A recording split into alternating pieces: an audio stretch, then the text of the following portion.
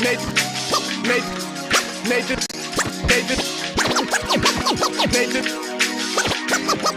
NathanIvey.com.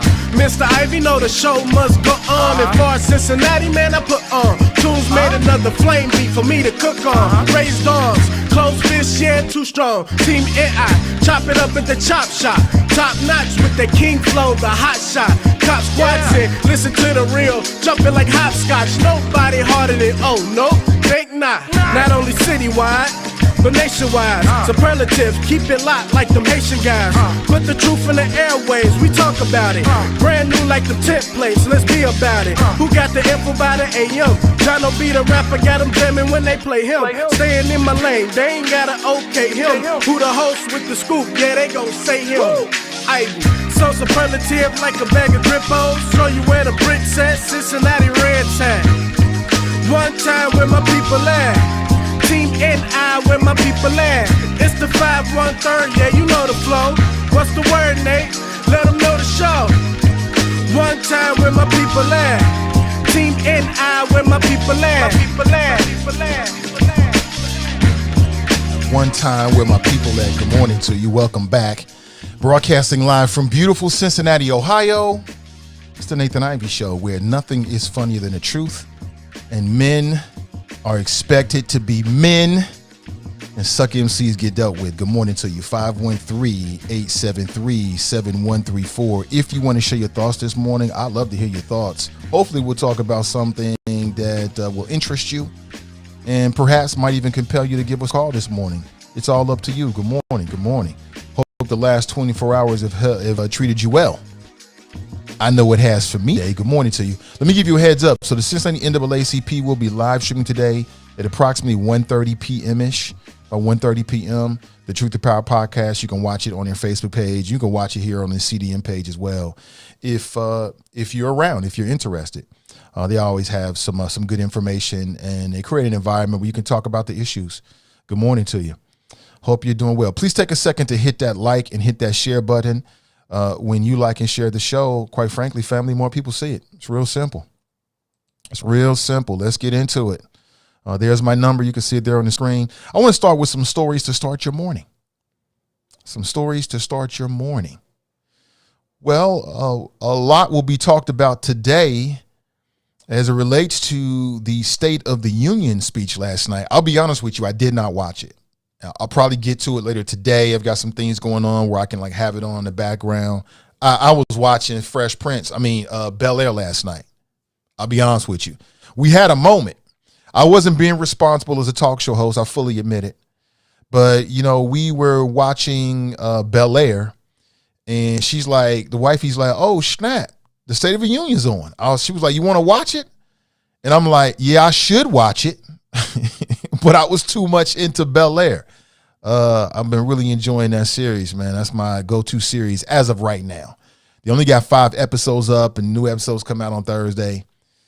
So I'm going to be running out in a little bit. But right now, that's my thing. So, no, I did not watch it. I did see clips afterward. Early this morning, got up and prep, and I did get a chance to watch clips. So I have an understanding of some of the big moments and the takeaways, which I think is very, very interesting.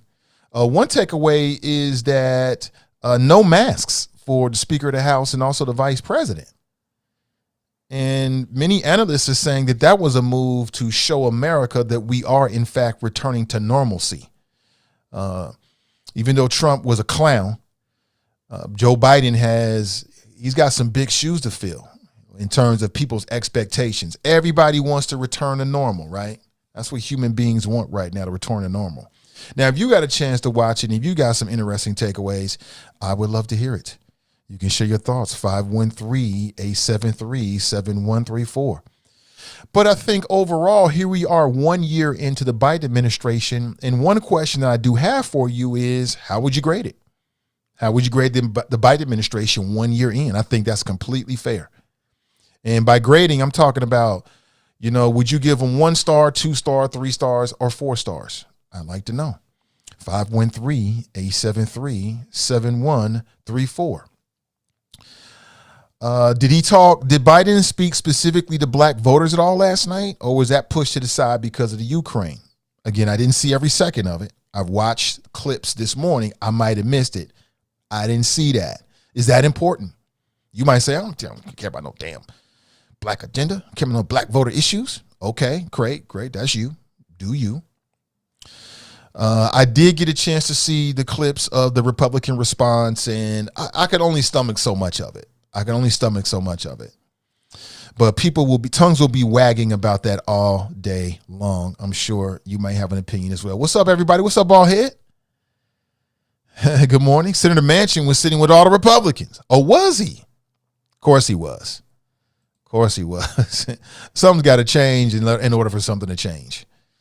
Something's got to change in order for something to change, my friends. Same old. And who loses? We lose. You lose. The people lose. But we'll get to that on another show. I just want to hit you with some stories to start your morning. One of the choppers sent a link to me, and it was, let me switch gears here from the national to the local politics. And Christopher Smitherman is announcing that he got a big name to endorse him. And that name is Joe Dieters. Joe Dieters has officially endorsed Christopher Smitherman, saying for many reasons that he's the right guy and he's going to be good for taxes and things like that. And will that move the needle? Oh, absolutely, to move the needle. There's a lot of people in Hamilton County that think very highly of Joe Dieters. Lots of them. That's definitely going to be a feather in the cap. But think about this. I mean, just think about the 180-degree turnaround, right? I mean, here's a man who went from being an NAACP president, right? He was that dude speaking truth to power. Here is a man who told the former police chief that I'm your boss, right? And within, a decade now, he's done a 180-degree makeover or 180-degree turn. So much so that he went from being vilified by some of these conservative elements to being embraced by these conservative elements. I'm telling you, the man is the Lord Peter Baelish of Cincinnati politics. I'm telling you, keep saying it. I'm gonna keep on saying it. Y'all get hip eventually. And it's very interesting. I got a chance to watch the promo video. It was just like a series of slides with a voiceover from Joe Dieters. I'm not going to play it here, but I wasn't surprised. We all knew this was going to happen, and we'll see. Some people are saying that because he's a black man, what he's going to do is he's going to split the black vote and then take the Republican vote and perhaps the white vote in his race against Stephanie Summerall Dumas. Okay. Again, I'm not hearing a whole lot from Stephanie Summerall Dumas. If I was in her camp, I would start today. Get the word out, get the message out. But we'll see what happens. It's going to be an interesting race no matter what. Just some stories to start your morning. Good morning to you, 513-873-7134. If you want to transform your brain waves into talk radio waves. I'm Nathan Ivey. One man, one microphone, one mission. Also, more local news here, and I'm hoping to get an interview very, very soon with the brain behind this. And I know that they had a kickoff yesterday, and we missed it. We were getting ready for bed, and the wifey was like, "Oh snap, this happened today." We both would have been there just because I love the idea. I grew up in a lot of neighborhoods, but my grandparents owned a couple of homes in Walnut Hills. And so every summer I would go back and spend the summer with them. And then when I was 17, I moved in with them until I ended up moving out and being on my own. So I spent a lot of time in Walnut Hills. I lived in a lot of different neighborhoods, but I rep Walnut Hills because that's where my peoples lived. I've got nothing but fond memories of Walnut Hills. Nothing but fond memories. I remember being sent to the Kroger in Walnut Hills to buy stuff. I would walk up there and walk back. My peoples had a home on Hackberry. If anybody knows how far that is, that's a walk. That ain't no small walk. And my grandparents would send me up to Kroger and back. Even one of my first jobs was bagging groceries at that Kroger. I hated it. I couldn't stand it. It's just standing on your feet all day. It was monotonous. It was no thinking involved. I was a hell of a bagger now. Don't get me wrong. Your boy is superlative in anything he decides to do. It just wasn't for me. So that part of the city is very, it's got a special place in my heart. I love what they're doing. Some might call it gentrification, but it's good to see the old neighborhood coming up, right? It's good to see the old neighborhood with a new, fresh coat of paint. And there's a lot of good energy in Walnut Hills. And so there's a new cooperative grocery store that's hoping to make healthy food more accessible in Walnut Hills. Now, many of you know, many years ago, the Kroger branch decided, you know what, we out of here. And they removed and pulled out of Walnut Hills. There was all kinds of conversations about food deserts. I know for a fact you had a lot of elderly people who had to change their plans. You know, if you live in Walnut Hills or you live near that Kroger store, the Kroger store leaves. What do? Now you got to go to Coreyville. Some would say that's not too far, but that's probably people who are younger and able-bodied so they can walk 1,000,000 miles a week, or they got cars. Not everybody has a fucking car in Cincinnati. I mean, this car arrogance. Anyway, well, there's a new cooperative that is launching. They launched a fundraising campaign just yesterday, and what they want to do is open a cooperative grocery store at that site. That's a dope ass idea. I love it. Again, the Kroger store closed in 2017. So what is that, 5 years ago? That's a long time with no grocery store.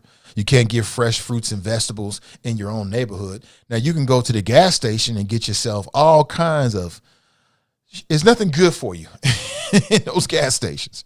And you get nothing but snack food and sugar disguised as liquid, as drinks. That's all it is. Nothing good for you. And that's why people say that food deserts are bad for our communities. But now you've got this new cooperative. And I want to say shout out to Mona Jenkins. She co-founded Queen's Mother's Market Cooperative. And essentially, you know, the vision is that it will be a full service grocery store focused on affordable, healthy food. From what I'm reading in this article, it reads that she envisions not only, you know, a grocery store, but a place where they've got a cafe and you can learn about healthy eating. Perhaps there's a place where you can do cooking lessons and things like that. From what I'm reading, she wants to raise about $4 million so they can make this happen. But I 100% support the idea. Why not? This is the community doing for the community. I love the idea of it. I support it. And apparently she's co-supported by the Walnut Hills Redevelopment Fund and also Co-op Cincinnati. And Co-op Cincinnati is, we'll talk about that on another day, perhaps. Very interesting. The Walnut Hills Redevelopment Foundation is what it is on board as a partner of the project. And I think that's a really dope idea. I think it's a really dope idea. They're hoping to raise $4 million and open a storefront by fall of 2024. So it's a couple years from now. And I wish them the best. I hope that they're successful. Walnut Hills needs it. What I love about it is that, you know, Mona real people. You know, that's the community saying, you know what, there's a problem here. We're going to do something about it. And I love that. That's the kind of attitude that we need. You know what I'm saying? It's an example to all of us. Let me give you a heads up. Coming up at about 9 a.m. this morning approximately, so in about 35 minutes, I'm scheduled to get a Zoom-style call from a brother named James Troop. Now, you may not know him. You don't really have to know him. I'm familiar with him. And he's chasing his dreams. He's a dream chaser. I love that. He's a dream chaser. He decided, you know, he was going to go to the West Coast and do the acting thing. And I'm not sure if you watched the Bengals and their playoff / Super Bowl run, but I did.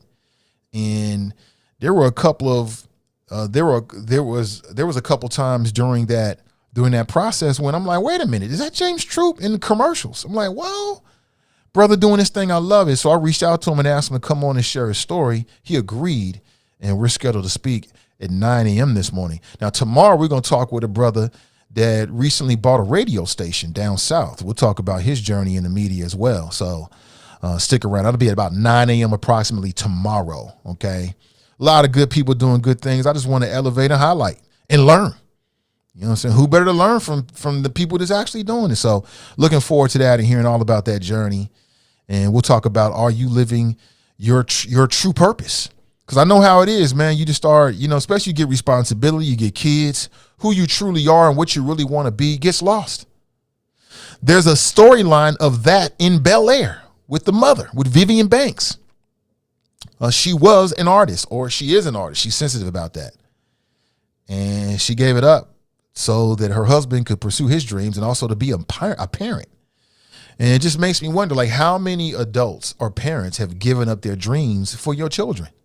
Now, you would do it over and over again because that's what parents do. But did you give up your dreams for your children? Are you waiting for that empty nest so you can get back to doing what you really want to do or being who you really are? I don't know. I understand it, though. Again, 513-873-7134. If you'd like to share your thoughts this morning, I would love to hear it. Also, somebody posted this in the friends page. Apparently, Amazon is taking some heat because people are selling white privilege cards. You see that right there? White privilege cards. And you can purchase a white privilege card. It looks like a debit card, but it looks right there in the bottom, I think, right-hand side of the corner there on the screen. Yeah, you can purchase that right now. I ordered me one. Yeah, carry it around in my pocket. And you stop by the police, I just pull it out. Like, yeah, my grandmother was white. See if that works for me. All lies, actually. White privilege cards trumps everything. Is this just a harmless gag? Or is there something more to this? Just a harmless gag or something more to this? I don't know. You tell me. Again, actor James Troop was going to join us at 9 a.m. this morning. But for now, let me go back to, or should I say go to, let's go to the Choppers. Let's see what the Choppers got going on. Hold on 1 second here. I got to get to the Choppers real quick. Oh, get to the Choppers! I haven't forgotten. I just don't want to play it out, so I don't do it all the time. That's all. Charles writes, Grand Risings, Nate and the Choppers. Good morning to you. What up, Charles? Good to see you, brother. As always, thank you for being here. David writes, theme music activated. Absolutely. Anthony's in the house. Morning, Chop Shops. Brandy writes, good morning. Happy hump day. Yeah, it is hump day. That's right. It is hump day. My last 24 hours was golden. David writes, good morning, Nate and the Choppers. I'm wearing this again. I know I wore this on Monday, but I like it. It's got a positive message. Patricia writes, good morning. Tiffany writes, good morning. Nathan D. Ward. Now, you know I love that first name, Nathan. You already know, bro. Any Nathans are welcome. Nathans and Virgos are welcome here, always. Good morning to you. Jerome writes, good morning, Nate and the Choppers. Although Nathan is my middle name. I've said that many times before. Tabitha writes, good morning. Let's chop it up. Kevin writes, great day, family. Make moves that make moves. Get that bag. Give that bag. Okay. Well, again, it's a lot of good people. You know, Rosemary's Babies is raising money right now for what Rosemary's trying to do. I 100% support her. If you're not hip to what she's doing, find her on Facebook and plug in or Google it. Doing something positive for our community. And she's doing the Capital Fund. Now it looks like Mona Jenkins is doing a Capital Fund. What's the sister's name that's building out the creative space down in the West End? I could see her face. Her name just isn't coming fast enough to me, but I support all this great energy. This is what I'm talking about. I see a lot of great energy that's happening in the city, and I loves it. I love all of it. I support it all. Dale writes, good morning, all. Good morning to you. Brenda writes, good morning, Nate and the Choppers. Hey, good morning, Brenda Early. Good to see you, as always. Kush writes, good morning, Nathan and the Mighty Choppers. Good morning to you. Anthony writes, like and share, fam. Kelly writes, good morning. Eloise is in the house. Good morning, Elo. Elo. She writes, good morning, happy Wednesday. Nakia writes, Senator Manchin was sitting with all the Republicans. I don't doubt it. I missed that because, again, I did not watch it. And, again, forgive me. You know, if I was being a good talk show host, 100%, I probably would have watched it. But I was watching Bel Air, and it was just so much more interesting. I'm be honest with you. It was just so much more interesting. I was just so much more into it. And, yeah, I know what you're thinking. You're thinking, Nate, that's already pre-recorded. You could watch that anytime. Well, at this point, so is the State of the Union. I can watch it later and hip to the game and talk about what's ever relevant. Plus, I watched clips this morning, so I'm not completely without any insight. Gladys writes, good morning, Nathan and Choppers. Beautiful Wednesday. We need some theme music or something like that. Nah, maybe not. Ballhead's in the house. Good morning, Ballhead. What up? What up? Kevin writes, lots of Republican clapping. Return to normal with some sense of decorum. Finally. Tracy writes, hi. Hi, Tracy. Tracy's close to an empty nest, and I'm jelly. Nat writes, good day, good hump day, Nathan and Choppers. Sarah's in the house. What up, Sarah? He writes, West Virginia needs to get rid of Manchin. They ain't going nowhere. I don't know the particulars of West Virginia's politics, but he looks good. Deshauna's in the house. Good morning, Deshauna. Good morning, Nathan and all. Good morning to you. Tracy writes, Joe Dieters, that's right, Joe Dieters has publicly endorsed Christopher Smitherman. Does that sway you? Are you like, oh, damn, let me get Christopher a shot now? Is that how you feel about it? Well, you may not be, but I'm telling you, it's going to work. Look at what happened with Fanon Rucker. Look what happened with Fanon Rucker against Joe Dieters. Joe Dieters came up with some goofy-ass campaign ads that everybody knows was full of ish. And even white female Democrats believed it. Why? Well, when you're the prosecutor, you have the advantage of having these press conferences when like things are happening or there's a big arrest or whatever. That's free advertisement. Like you and I may have issues with Joe Dieters. I think Joe Dieters is a coward. Quite honest, that's me. I think he's a coward because he didn't show up at the NAACP forum. He was going to be questioned in a way that nobody else in Cincinnati has the stones to do it. Because I was the moderator. Trust me. Trust me. It's about to go down in a very respectful way, in accordance with, the instructions that I got from the NAACP. But it was going to be full frontal, no doubt about it. Punked out. You know what I'm saying? Punked straight out. But again, I'm going to say it, where the hell is Stephanie Summerall Dumas? She need to get out here and get running and start raising the flag and letting people know who she is and what she's done and what she's going to do. My gut about Christopher Smitherman, and this ain't personal. This is not personal at all, even though I've told you personally, I ain't really with the business with him at all. But it ain't personal. When I saw him on city council, I saw somebody who was full of ish all the time, who was stirring the pot, talking about text messages and Gang of Five. He spent more time talking about that than the kitchen table issues that really matter to Cincinnati voters. It was him. He was doing that. He did it. Nobody else. One of the Democrats, it was him. Over and over and over and over and over and over and over. Talking about somebody talking about his wife. I don't care if somebody talked about your wife. I don't care. Get down there and handle the business of the people. Period. I didn't see that. I saw a whole bunch of Gilligan-ish and BS and games. Is he going to bring something different to the Hamilton County Commission? There will be more of that. That's what my fear is. And you only got 3 people on the commission. It's majority rules. So let's say Christopher Smith becomes the next Hamilton County Commissioner. He ain't running nothing. That means the only thing he's going to be able to do is run his mouth. And that's exactly what I don't want to see. That's just me. Now, I am open to be moved on this. If I receive more information or I see something different, I'll share it with you. But as I sit here right now, that's how I feel about it. I don't want all that nonsense that we saw on city council on the Hamilton County Commission. I don't have time for that. I don't want to see it. I don't want to hear it.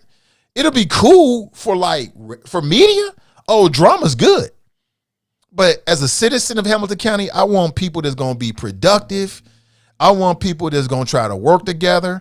I want new ideas. I want substance. I'm done with the sizzle. I enjoyed it, though. Don't get me wrong. Your boy enjoyed all of that, the fun and the sizzle and the drama and the nonsense. I was with all the business. You know that. But as a citizen, we need something different. We need something different. That's just me. I'm sharing because I'm the host. You might think differently of me now, but at least I'm honest. At least I'm being honest with you. Crystal writes, good morning. Good morning to you, Crystal. Hold on, I'm getting a text here.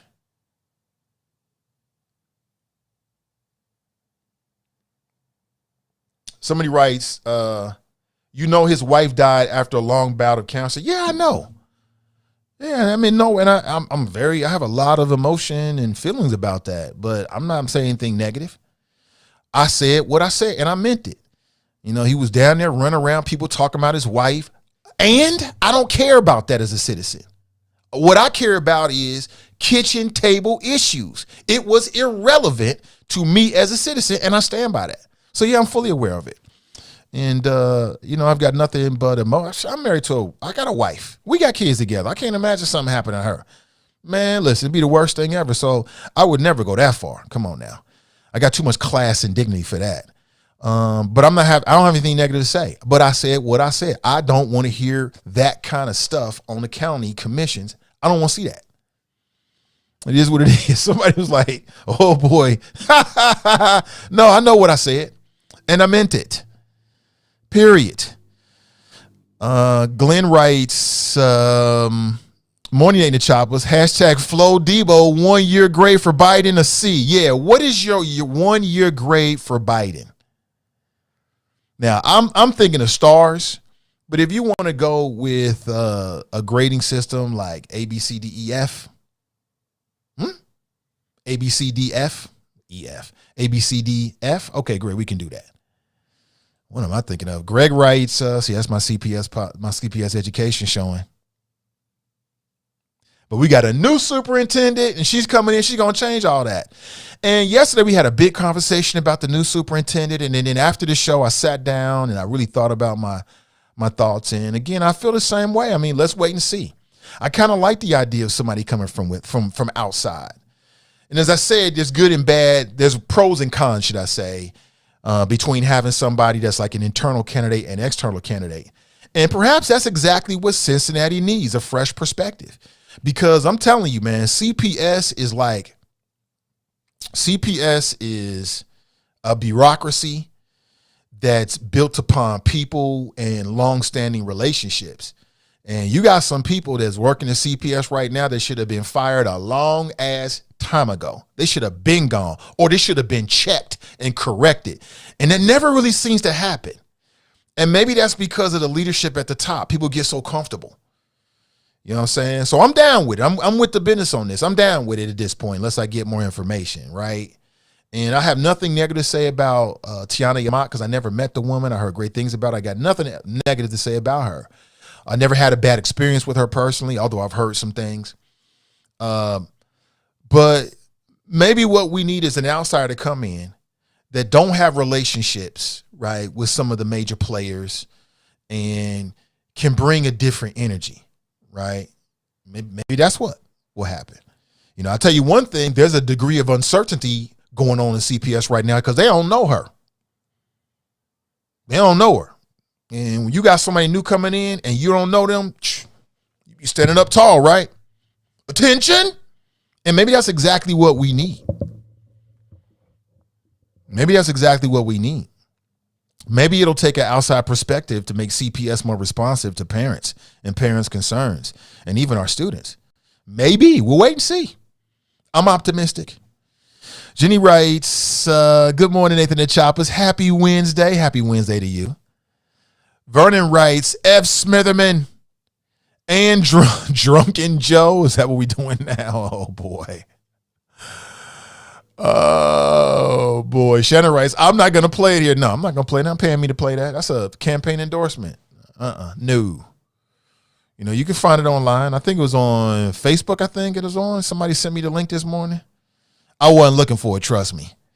Callie writes, good, beautiful morning, folks. But that's just my opinion. I'm telling you, people out here in the community, they're going to have a whole different opinion about Mr. Smitherman. They're going to have a whole different opinion about him. And that's just as valid. You know, their opinion is just as valid as my opinion. Roots writes, morning choppers with a Z. Kamika writes, Dieters is taking a page out of Trump's playbook by blatantly lying, spreading misinformation about Dem judges in the bail system. Hamilton County Dems better get us just as loud and push back. I saw that. I saw that. That's the move now that Republicans are making across the nation, right? So what happened is the Democrats made some major moves in terms of Hamilton County judges. So now the Republicans are trying to make it seem like that it's the Democrat judges who are so sympathetic to criminals. We're pro-crime, right? That's what the image they want to put out there to voters, right? The Democrat judges are more sympathetic to criminal behavior, which is the most ridiculous thing I've ever heard in my life. No, they're not. No, they're not.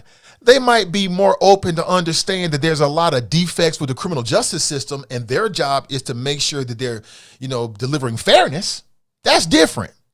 But I did read that article with Joe Dieters. It's a national playbook, Kamikia. They're all running through it in different cities and states around the country, and the reason why the crime rate is exploding. Me and Drop went back and forth in this. I tried to set my little bro straight on that. He's older than me, but I'm his little brother. Mentally, I'm his little brother. I'm his big brother. He's my little brother. You know what I'm saying? And, I tried to set my little bro straight on that. He didn't want to hear it. But the narrative that they're trying to create, Kamika, and you probably already hip to this, but I'll share it with people who may not be, is that the reason why the crime rate is exploding, right? And it's not even really exploding. The reason why, there's an uptick is because liberal judges are allowing criminals to walk free. Okay. Sure it is. Sure it is. Sure it is.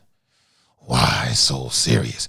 Tracy writes, the fact that he is bragging on that endorsement should be a win for Stephanie. Yeah, but this is a county race. This is a county race. This ain't a city race. So you got a lot of different neighborhoods and communities in the county. And a lot of them are really, really open to what Joe Dieters has to say. They're really open to the Republican Party. And he's smart. I'm not telling you, I don't think it's dumb. I don't think it's a dumb move by Christopher Smitherman at all. It's very smart. And Christopher has been working for this for a long. I told you, Christopher Smitherman going on 750. He playing them people. He been playing them people for years. I bet you in a quiet moment, you sit down with Christopher Smitherman, he'll be like, yeah, I got these fools in my pocket. He playing them. And they was playing him. They're playing each other. Willie and what's the dude on? Brian Thomas. They get to have a black dude come on and rubber stamp all that nonsense. And what does Christopher get? He gets the benefit of being on their huge radio station and getting more notoriety, more popularity, getting his name out there. It was a win-win for both of them. You know what I'm saying? They get a black man with some kind of name here locally to dance around to their goofy ass rhetoric, and he gets to go on their radio station and promote himself to their huge megaphone. They got a huge state. They signal, man, that signal, you can hear them down in Florida. Multiple states. That's why he was doing. I've said this many times before. I'm already hip to the game. He told me many years ago, him out of his own mouth. He told me that. I ain't surprised. Not one bit. So again, Mr. Smitherman is not to be taken lightly. He is not to be taken lightly at all. Don't take what I'm saying here as me taking that man lightly. He is not to be taken lightly at all. He is highly, highly intelligent, highly motivated, right? And we'll have to wait and see what happens. Where the hell is Stephanie Summerall doing? She better get out here. She better take a page from Alicia Reese. She better get out here, or it'll be over real quick. Tracy writes, Nathan, I grew up on Burnett Avenue. Did you? You grew up on Burnett? Okay. Really? Okay. I think you told me that once before. I've forgotten it. El Grio writes, Grand Risings, good people. Mika writes, good morning, choppers. Happy hump day. This is my favorite part of the show, like the greetings. We deserve to be greeted like this. This is how you should start your morning, by being greeted by the community, man, with love and appreciation. Jenny writes, they've torn the Kroger down in Walnut Hills. Have they? Have they? It's been torn down. The building is no longer there. You sure about that? I'm trying to think. I was just I just was there a few months ago. I was just there a few months ago and the structure was still up, but I confess I just haven't been down that way in a minute. Yeah, it's been a few months. I met somebody for lunch. There's like a little restaurant, bar, cafe right there on the corner of, what is that, Park Place? Maybe it is, or maybe the street up from Park Place. That's right, Park Place. Daryl writes, good morning, Nathan Choppers. Good morning to you, Daryl. These white privilege sports privilege cards been on the internet for a minute. Amazon's just capitalized off the joke, which leads me to a question. We can get into it. Is this just a joke, harmless? I know somebody posts this in the friends page. Again, I go there every single day for inspiration and topics. I want to know what you think is important and what's on your mind. But there's right there. And you know what? That seems accurate to my recollection, Fame. I think you're right about that. That's accurate to my recollection. But let's talk about it here and now. White privilege cards. Anything wrong? Is this just a harmless gag? Can white people joke about race? Black people joke about race all the time. Can white people joke about race? This seems to me, I think there's bigger fish to fry. Kinda, I feel like that. On one hand, if people are like, oh, this is just doing nothing more than putting more, money in the bucket for white supremacy. Racist jokes foster a racist culture, and the people that are living that culture get caught up with it. Like, if that's your argument, I'm with the business. I can understand that. But if your argument is like, it's just harmless fun, like you can buy a black card. You can buy a black card on Amazon right now. And it reads black card. It looks like a debit card. That's just like a harmless gag, right? Matter of fact, there may even be some board games. I think there's a game called Black Card Revoked. We make games out of it. Isn't this just the same way, only it's white folks? I don't know. You tell me. Is this just a harmless gag or something more? That's my question for you as it relates to this topic. You tell me. I want to hear what you have to say. That's what I'm really into. I want to hear what you have to say. Daryl writes, I lived on Kenton in Walnut Hills. I remember we used to collect cans and take them down to that Kroger McMillan for penny candy. Those was the days, man, going around the old neighborhood. Almost drowned at the LeBlanc Rec Center. I mean, all the fun stuff from being a kid, right? We used to break into, if that's what you want to call it, we used to jump the fence and swim at night. I used to meet the boys up there. We all go meet up here, right? And we would jump the fence and swim at night. It was fun. Swimming at night, and it's all dark, man. It's cool underwater. It was great. We swim at night, and we get a rock, throw it into the 12 feet, and then race to pick up the rock. That's the kind of stuff kids do. You know what I'm saying? At night. And had a gang of fun. Literally, I know you used to do it too. You get a rock or something that didn't flow, it would sink. Boom, you throw it into the deepest end. Everybody jump in and try to like race to get it. And then the person who came up, you like pushing and elbowing your way up. You know what I'm saying? And whoever came up with it, you was the man. You won and you threw it all over again. Y'all never did that? Y'all didn't have no fun, man. If you don't almost die, it ain't fun. You know what I'm saying? Tanika writes, good morning, Nathan and Chopper. Say good morning to you, Tanika. El Grio writes, most processed foods are owned by the tobacco companies, I believe. Really? Most processed? Really? You sure about that? Mika writes, something like what they did with the old IGA in Clifton. Right. Maybe that's the example that they're going to follow. But I just like it for a couple of reasons. Number one, I think there's a need for it for the people in that neighborhood. Number two, I like the fact that it's somebody from the community that's a part of it and leading the charge. For me, that's an example that I can take and say, oh, damn, what am I doing? You know what I'm saying? For us to make Cincinnati or wherever you live, for us to take our communities to the next level, it's going to be us. It's not going to be them. It's going to be us who do it. And to me, this is another example of it. So, again, I hope to get an interview real soon. And when I confirm, I'll let you know. Fame writes, Nathan, did you watch the show John from Cincinnati on HBO? I did not, although I'm aware of it, I think, but I did not. Crystal Real writes in the house. She writes, good morning, Nathan and Choppers. It's absolutely a beautiful day. Amen. Oh, yesterday was everything, wasn't it? Woo, I was walking through the park. Oh, my God, the sun, the heat, the absence of cold. Everybody was out at the park. I'm talking about Eden Park. I'll be there shortly after the show this morning. Got to get it in. Healthy body, healthy mind. Healthy body, healthy mind. Roostafari writes, white privilege card, I got to get one. So he's laughing about it. But some people are in their feelings about this. And I'm not telling them they're wrong. I mean, you're in your feelings about it. They're asking Amazon to take it down. Okay, they take it down. But is this a harmless gag or something more? Right? Can white people joke about race? Depends on how they're joking about it, right? Absolutely. Kevin writes, it's both a gag and more. Oh, God damn it, you're getting all... Can you just choose a side, man?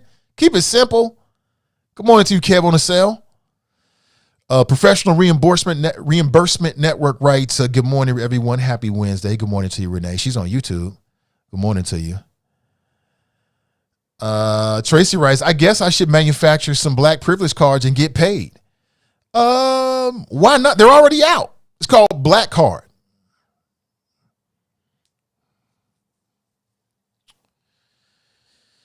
Am I offended by this? I mean, not really. I'm not. But like I said, if this is something that feeds into a racist mindset or racist culture, that means that people that's around that culture get caught up with it. And I'm not with the business. You know what I'm saying? Like what you laugh at says a lot about you. I don't, you know what I'm saying? If you get some people that telling racist jokes, everybody's laughing, that's not a culture anybody really wants to be in, right? That's a culture that might produce something else, like the next action. I can definitely see that.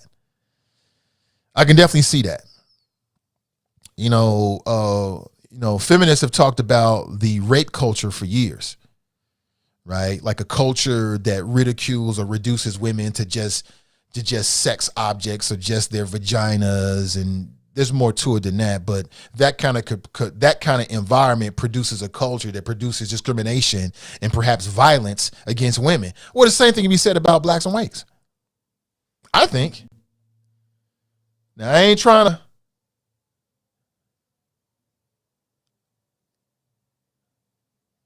to. Somebody writes, I'm really not okay. I got to be honest, this sucks. Okay. Yeah, I mean, I can see that, but I could also see, I mean, listen, people want to get together at a party and you got the white privilege cards and you're making a joke out of it and it goes no further than that. I mean, anything wrong with that? I mean, adults going adult. Harmless fun, maybe? Am I making too light of it? I don't know. You tell me. 513-873-7134. Now, let me put all of that to the side.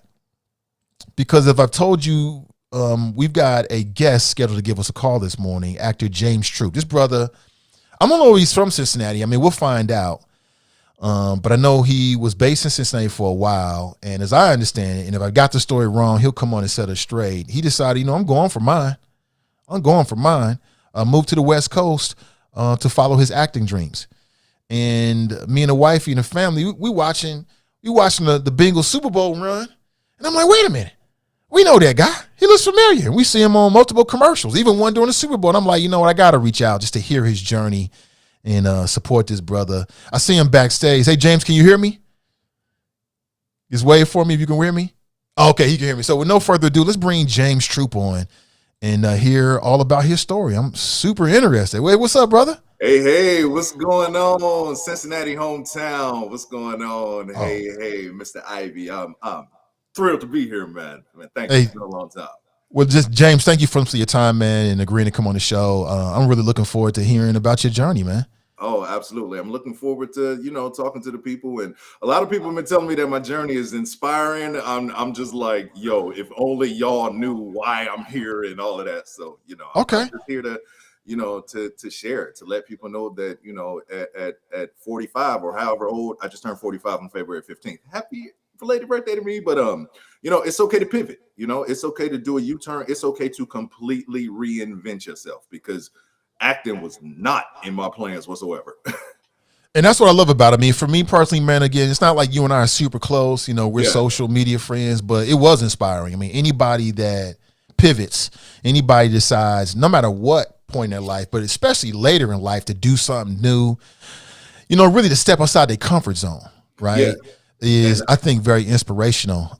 For me personally, I take that energy and I try to do something with it, and I'm sure other people do as well. But let's start at the beginning, man. Are you from Cincinnati? I mean, what's your Cincinnati story?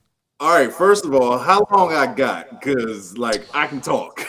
Yeah, we got an hour. If it takes an hour, let's do We it. got an hour. I'm from Cincinnati. I'm born and raised in Cincinnati, Lincoln Courts Projects. So 70s baby, came up through the crack era and went to public school and University of Cincinnati. So yeah, I'm sold shopping bags on Findlay Market. So yeah, Serpentine Wall, bro. I'm from the dirt, Cincinnati. What high school did you graduate from? I graduated from Walnut Hills High School. Sursum ad summum. I'm sorry for all you other high schools. I really am. I apologize. You tried. It was good. Good try. And so before you made that pivot, what were you doing? Like, what was your profession? Actually, you know what? It's funny because music was always my dream. Because I wanted to be a music producer. At 14 years old, I heard Ice Cube's America's Most Wanted. Oh, and it was a rap for me.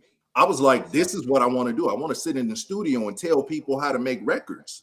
So I was like, at 14, I was like, okay, it's probably gonna take me graduating high school, graduating college, getting a good job, because that equipment look expensive. Because we ain't talking cell phone making music, we talking the 90s. So then I went to school for information technology.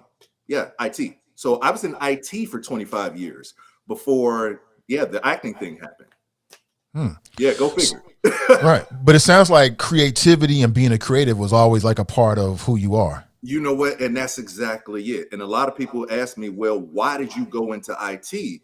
Well, IT is about creative solutions for your clients. So technology was another thing that I loved, and that allowed me to be creative as well. So yeah, creativity is always first and foremost, like in my wheelhouse. Like if I can't be creative, I can't breathe. It's like breathing. So I got to have an outlet for that. So when did you leave Cincinnati? I left Cincinnati on September 14th, 2019. 2019. Yeah. Me and my girlfriend and my dog got on the plane, and we was like, we out. Yo, shout out to Frontier Airlines, because Frontier Airlines was the only one that would let me fly with my pit bull. So in the cabin, shout out to them. And what precipitated the move? what precipitated? What made you make that move? That's like a drastic move to pick up from Cincinnati. Are you in Los Angeles? Where exactly are you? In LA. Yep, I'm in LA, in the heart of stuff. What precipitated the move? My whole life fell apart. Okay, first of all, I gotta ask you. No, I'm not gonna cuss. I'm not gonna cuss because anyway. But just my life fell apart. Like I had this journey started in 2012. All right, in 2012, I had a series of things happen. A long-term relationship fell apart, and I just fell into a depression. Like literally, the relationship fell apart. 2 days later, I was in the doctor's office. Like, you know what? Put me on some medicine because it's about to go down. And I don't want to lose my job. I don't want to lose my house, everything. So I got on antidepressant medication. I was officially diagnosed with depression. From there, it was just a downward spiral. Like, basically I was a functional alcoholic. I lost my job. Got fired from my very first job ever in IT in 2013. I was unemployed for 2 more years, ran out of money, got another job, got laid off from that, had a nervous breakdown, talked to God, and then I decided I was going to be an actor. So where you want to start? Well, let me start with the depression part, man, because it's my opinion. There's a lot of people dealing with depression that goes undiagnosed. Oh, absolutely. And the thing is, once I got to my doctor and once I got into therapy, I realized that I had my first depression episode in high school. We talking 1993. Yeah, but wow. It just went because I checked out of everything. I got real dark, and just remembering that time in high school, I lost friends, everything. Everybody's like, oh, he just going through a bad mood. Oh, he just being a teenager. No, I was actually developing depression, like my uncles and stuff like that. But it took me going to the doctor myself, and I was just like, yo, I think I've seen this before. I don't want to lose everything that I've worked for, so give me some pills. And I'm still on antidepressants to this day. And depression is a chemical imbalance in the brain. So I got some pills to fix it, to write it, and I'm good. Okay. I was gonna ask, is that something that's lifelong, like alcoholism or drug addiction, where you're dealing with it for the rest of your life? Well, I mean, it can be righted just like any medical condition. Say, like if you got diabetes, diabetes is not a lifelong thing, but it might be. But you got to do whatever it takes to work for you because your body chemistry is different. So one medicine that works for me may not work for you. So because your body chemistry is different. So for me, I'm looking at it as a lifelong thing, and my mental health is first and foremost. So I'm gonna take care of it. Period. I'm with it. Yeah. And do you think that the alcoholism was a way for you to try to self-medicate when you were dealing with the depression? Is that how that happened? No, it wasn't official alcoholism. It was just, I have a really high tolerance. Thanks, Uncle. And so I was just drinking heavily every day, and I work from home. So literally, I was drunk from 9 a.m. to 5 p.m. on my computer doing my thing, like because I work from home, so it didn't matter. So yeah, it was a way of medicate. It was a way of numbing the pain. That's exactly what it was. So now, like I have uncles who are alcoholics, and I think all of us Black guys have uncles who are alcoholics. But I understand coming from where those guys came from in that time frame, coming from like Vietnam and racism and stuff like that. Like alcohol numbs the pain. Like vodka is great for emotions. Let me tell you, I don't condone it. But, not the Russian vodka though, right? Not the Russian vodka. Well, I mean, you got to get it how you live because they are discriminating against people who look like us. So I don't know. Right. I'm just about to mind my Black American business for a minute. I understand. So when did you make it? When did acting come into your head? When did you say, you know what? Yeah, I think I want to pursue the acting thing. And then tell us the process, right? Because that's not a small thing to pack up everything from Cincinnati and make that decision. I remember when you were posting that on Facebook, and I was like, wow, I respect it. I respect it. People didn't believe me until my house started emptying out, and I was like, "Everybody, come get this stuff. I'm leaving." But honestly, it never did. Can I tell you something? I mean, since we know each other through people, acting was never my dream. Acting still isn't my dream. Really? Yes.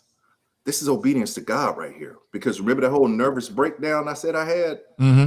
In the middle of that, October 2018, I was talking to God, and I was like, yo, God, I'm finished playing with you. Like, look, I'm sitting here in a nervous breakdown. I thought I was doing everything right. I can't get up off the couch. I've been in the emergency room twice in 24 hours, begging them to admit me.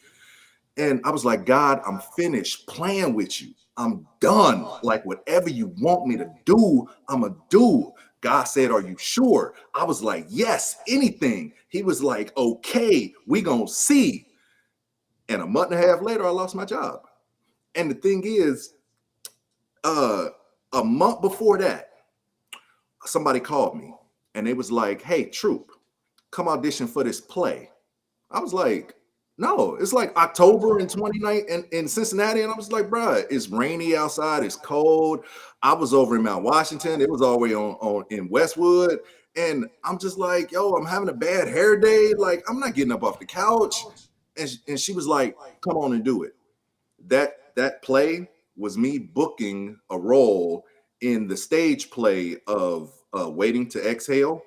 My guy, DP DeMarco from Indianapolis, put on a stage play in Taft High School gym. That was my first acting job, Taft High School gym. And we did 5 shows in a weekend, y'all. I played Kenneth. So you know I got this voice. So yeah, me and Savannah, oh yeah. So, but at the end of that 5-show run, here's the thing. For every day since 2012, when I told you that breakup happened, up until then, February 2018, I'd woken up every day like, okay, this is the day I'm gonna die, because I didn't have a purpose for living. Depression was literally telling me, dude, you don't have a purpose for living. You're a functional alcoholic. Like, you don't have any relationships. Like, you don't have no job. You're sitting on the couch. You done gained all this weight. Like, but I realized that Monday, after all those plays, was the first day in like 6-7 years that I had woken up and I didn't question why I woke up. And I was like, holy, like within 10 minutes of waking up, I realized it because it happened every single day. And I was just like, wow, what is this? It was the acting bug. And then I just started doing what God told me to after that. God was like, hey, go audition for this little student film right here. Okay. Go jump in this acting class out in Evendale. Okay. Go be an extra over here. Okay. And that's literally everything that's been happening since then, man. Like, Really? literally, God told me to do it. And God told me to move to LA too. And I was just like, bruh, what are you talking about? Like, I just started acting 6 months ago. God said, get out to LA. I was like, all right, cool, I guess. And I've been here ever since, man. Now, and again, I appreciate you sharing your journey with us. When you say God said, is that like a feeling? Did you get signs? Did it jump in your head or your heart? How did he communicate to you? How did God communicate to you? I'm just curious. God communicates with me in my head, and like I have to really like shave off and cut through all the BS to get to what God said, because it's like, man, that's me talking, because if that was God, he wouldn't have said this or that or whatever. So, it's just a feeling. It's just a something. It's just, let me say this.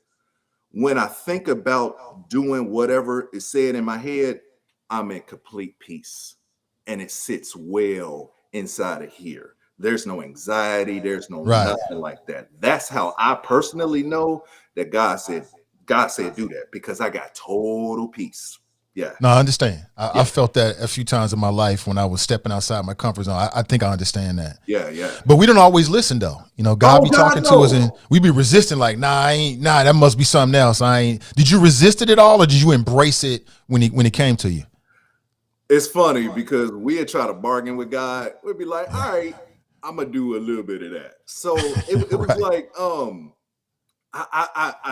I fought it because I jumped in acting classes. Cincinnati Actor Studio, okay, is the best acting classes anywhere, including in LA, everything. I probably just stepped on some toes out here, but whatever, I don't care. Cincinnati Actor Studio, okay. But like my first, second class there, he was like, bruh, you got it.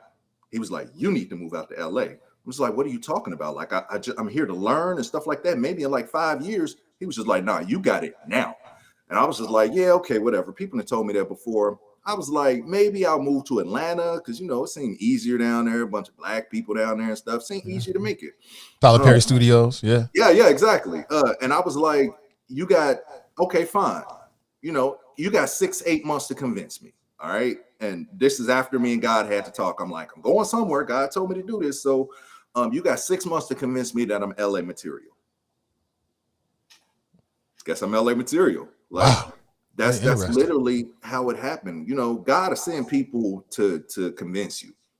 God is sending people to give you messages when you ain't listening. They'll start coming from the outside. So yeah, that's just what that was. So you make the decision. Like, let me try it. So you pack up the family and the family pets. You get on a jet. You get to LA. What was the prepreration like beforehand? And the dog. Wait a minute. You done gave me a family. Hold on. The girlfriend and the dog. Jeez. Okay. Right. My bad, bro. Yeah. Loaded up the plane and moved to Beverly. Yeah, literally. Yeah, that's exactly what you did. Yeah. Yeah. What was the prep like? So did you have a place out there already? Did you, like an apartment or studio, whatever? Did you have a job lined up? What was waiting for you in Los Angeles when you left Cincinnati? Hustlers and scammers and boosters and everything that happened. I had nothing in LA. Nothing. I knew nobody. Zero. So here's the thing. A lot of people I'm not gonna say I got lucky, where I made a good move early on in life is I bought a house. I bought a house when I was like 25, 26 in 2003. I bought a house for my dog because I wanted my dog to have a backyard. And again, I was chasing music. So I wanted some place where I could, bump my studio and not have shared walls and stuff. Right. But come to find out, when I bought that house, I got the equity, $65,000. So, I own my house from 2003 to 2019. So now I got a nest egg. So now I got a good financial base for when I move out to LA. I took first of all, half of that money was gone before I moved out to LA because I took it and paid on debt. And, it takes money to prepare a house for selling and stuff like that. Plus the move. So really, I moved out here with $35,000. Okay. And, we stayed in Airbnbs for like a couple weeks, just bouncing around in different neighborhoods just to get a feel, a lay of the land and stuff. And we ended up here. And let me tell you the funny thing. So when God was first telling me, or when people was first telling me move to LA, I actually started looking. I started doing some Google searches or whatever. Tell me why I live right now in the very first apartment that I Google searched. Before I was even planning on moving to LA, before anything. And I'm looking back and, hindsight is 2020. I'm like, holy hell, God was showing me where I was going to live before I even knew I was going to live there. So it's just like, when things is, when God is ordaining things, man, it just line up like that. It's just literally like a snowball. You ain't really got to do that much. So, but yeah, that's how it happened. And then from there, like, no, I'm gonna let you ask a question. Go ahead. Well, no, you're doing a great job. I mean, I can just jump in and out, but as you're talking, I'm thinking, the first step is the hardest step for a lot of people, right? The first step. That first step is hard. Like what you've done is a lot of people have thought about it, but they never do it because they're afraid. How did you get over the fear? How'd you get over the fear of failing, or how'd you get over the fear of stepping outside your comfort zone and leaving Cincinnati for LA? Oh man, that was honestly, I'm kind of still not over it, to be honest with you. Like sometimes I wake up like, bro, what are you doing out here? Like the imposter syndrome and because there are like, I'm not living in some palatial estate. Like this a 1-bedroom apartment for almost $2,600 a month. It's like 600 square feet. Yeah.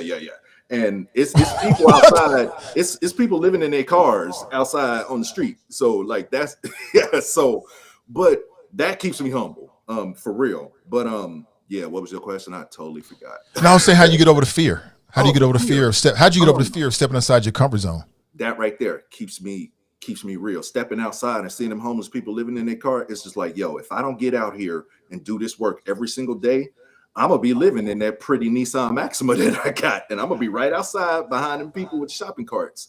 But for me, honestly, if I had stayed in Cincinnati doing what I was doing, I'd be dead within 10 years.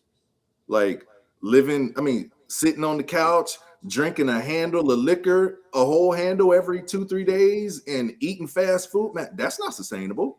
I was just going to die of not having a purpose, So I just decided to try something. And that's the thing where a lot of people get caught up at. They get so caught up in thinking about it, and they get caught up in figuring it out, that they never just get up off the couch and do something, do anything. Like I ain't even talking about your purpose. I ain't even talking about God. I ain't even talking about none of that. Just get up off the couch and do something. And then if that thing works, do it again. And then if it don't work, then do something else. But you just gotta do.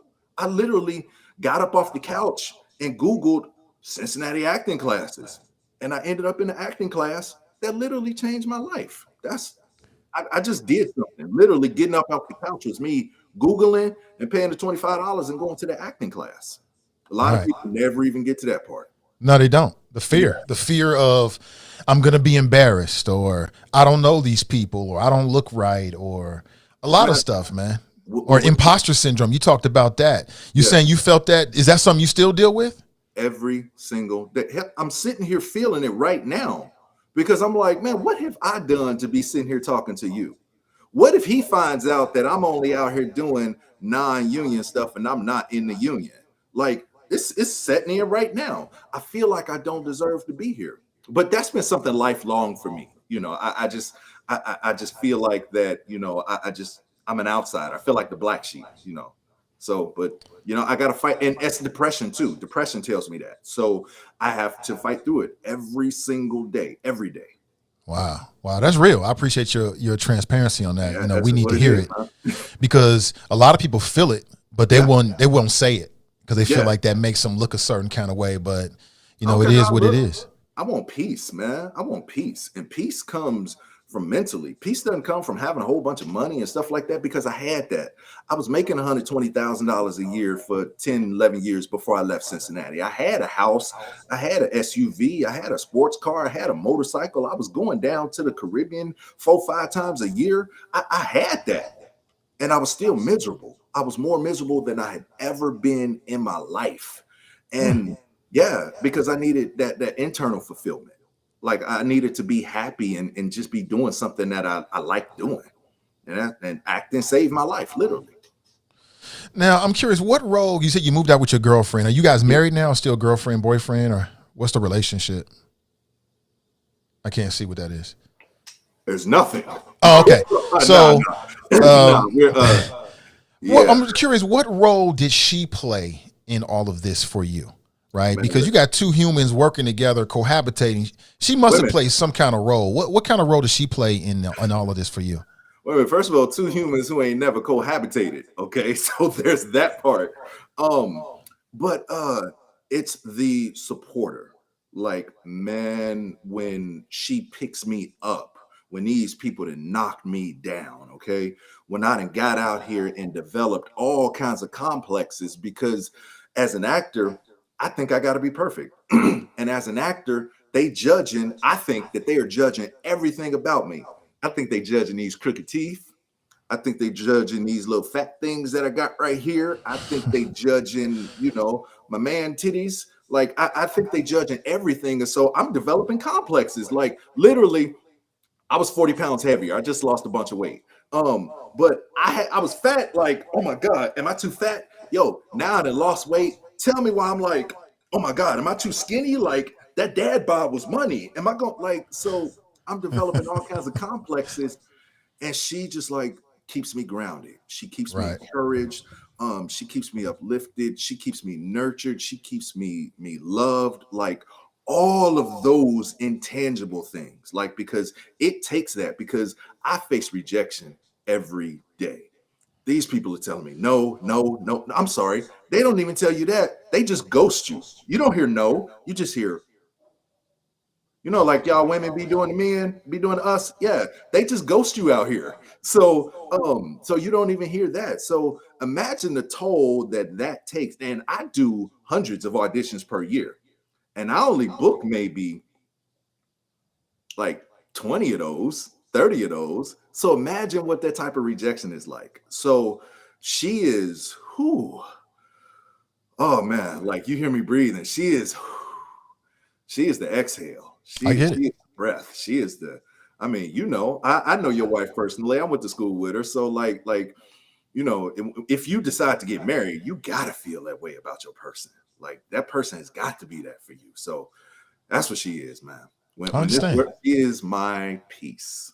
I understand. I want to make sure. I felt like she should be a part of the conversation. I want to make sure that. Oh yeah, absolutely. And actually, when we first got at her, she was my de facto manager, because I didn't have a manager, I didn't have an agent, I didn't have any of that. So when I was, doing the acting thing and preparing for the auditions and stuff like that, she was handling my calendar.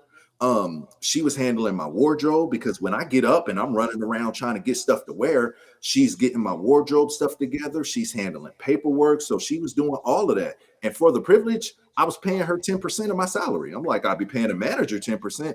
Plus, both of us, I'm a full-time actor, and at the time, she was just a full-time dog mom. So I'm like, I don't want you to be out here without your own money and stuff like that. So here, take this so you can be good. So she actually went to virtual teaching in the COVID era. She was a teacher back in Cincinnati. So she went back to virtual teaching. So yeah, but she plays a huge part. Like, it doesn't happen. Let me say that. I can dig it, man. I got a similar circumstance with my wifey, so I definitely understand. Oh yeah. So what's life like? What's your life like now? Like what's a normal day for you like this? Like for you now? What's a normal week for you? Yeah, my day. I was outside yesterday, and I was like, what day is it? Because, like, I don't have. If you really think about it, when you're working a 9-to-5 job, the only days that matter to you are Monday, when you got to go back to work, when the weekend is over, and Friday, when the weekend begins. Like, nothing else really matters. And so I'm sitting here yesterday, I'm like, what day is it? is it Tuesday, Thursday? Because they all look the same to me. It's literally the same thing every day. This is what I do every day. And this is what I've been doing since I've been in Cincinnati. I wake up. Well, since I've been in Cincinnati. Since you've been in Cincinnati. I'm telling y'all the hustle. This is the same hustle that I was doing in Cincinnati that I just applied to LA. Okay, I understand. I wake up every day. I say, today is going to be a good day and good things are going to happen. Thank God for waking up. Go pee, come out to my laptop. Y'all didn't need to know that, but it happens. Come out to my laptop. I open it up and then I check my email because my email is where my casting notices come in. And it's just like, oh, this student film is casting. Nope, I don't want that. Oh, this lawyer commercial for $100. Nope, don't want that. So I go through all of my emails, my self-submissions every single day, and I just submit for stuff. All right. And I may submit for like 20 or 30 things, and then I close my laptop, go take a shower, may go chill at the hot tub for a little bit, come back, do any auditions that I have to do, which auditions are due within 2 hours. Like if I get an audition and I'm out somewhere, it's a wrap. I got to stop and come back home. Or I got to get to a place. I did an audition in a cruise terminal back in December. Like, so the game don't stop. So, and then I just like try to relax. I do whatever work needs to be done. And then, hang out watching TV and just, try to relax. And, after that, and my brain never stops working on acting. Okay. So like when I'm watching TV, I'm analyzing the acting. So I'm really studying and stuff like that. But, I can imagine that. After the work is done, lay down in the bed and I say, was today a good day? And then I take stock of the good things that happen. Oh, you know what? They had my favorite candy bar on sale. Yeah, today was a good day. All right. And then I go to sleep, so that's just me trying to stay positive and trying to stay in the spirit of gratitude and stuff like that. So, but yeah, that's literally my normal day. Now, on an abnormal day, I'm on set. Filming isn't a normal day. Auditioning is a normal day. On an abnormal day, I'm on set, and that anything can happen. I could be. I was in The Mandalorian. The Book of Boba Fett. I was an extra, so I had a mask on, and I was some reptile dude, Or I could be in a strip club in Tijuana. That happened too. So, or get in a high-speed car chase by some dope dealers down on Skid Row because we filming down there at 3:00 in the morning. Like anything could happen. And that's part of what I love about it is that anything could happen. I want to hear about all of that. But first, let me talk about the auditioning process. So is it a virtual auditioning or do you have to go in person? And then what happens during an audition? Okay. So the auditioning process, well, I know a lot of people are, when I first got out here, this was pre-COVID. COVID changed everything. All right. So when I first got out here, I went on my first in-person audition. All right. Like a couple days after I got here. And y'all, it's exactly what you would expect, okay? Like you walk in the room and it's a whole bunch of people in there. They all just milling about with their paper. But the one thing that was just so crazy to me, I knew what role I was auditioning for. It was like an African like father or something like that, okay? I walked in to see all those people and to see like 10 people that look like me. It was weird. It just freaked me out. I'm just like, oh, shoot. They're here for the same role as I am. Oh my God. And like I had a mini panic attack and I walked back out the door. I almost got in my car and left. Like, I'm not meant to be here. Nope. You know what? No. But then, I calmed down, prayed about it. And then I went back in and I bodied it and I got it. I booked my very first audition in LA. Wow. Wow. But now it's all virtual because of COVID. So like literally, I'm sitting like this and the wall is blank behind me. Hey, everybody, my name is James Troop. I'm 6 feet tall from Los Angeles, California. And then I just go into the acting, This is an example of really bad acting right here, but I know we've seen people do it. So, I just go into the acting and then I send it off to casting. And that's the audition process because COVID, you can't get people in the room and stuff. Some people still do their stuff in person. Like, for instance, I did a commercial I did an audition for Dave and Buster's where, I should not be telling what their commercial is about, but I had to dance. Okay. No, F it. They didn't give it to me. Y'all ain't give it to me. Y'all should have gave it to me. I had to play Dance Dance Revolution. And like, so I ain't gonna say no more, but like I had to sit there and if you've ever seen Dance Revolution, like, man, you see this gray hair, I ain't got no business doing that. But like that was a part of the audition, and it was in person. So, you know, most of them are virtual, but it just depends. Was that the most sort of like outrageous or out there thing you had to do during an audition? Yes, it was, because I was not fully clothed. Yeah. So I What had you talking to about, James? man, look, I had to do this one audition where I had to be like in a board. Actually, you know what? Have y'all seen them pistachio commercials with the turtle in it and the two white Can't guys? recall. Well, anyway, I auditioned for that commercial where the white guys take off their shirt, and I had to do that audition.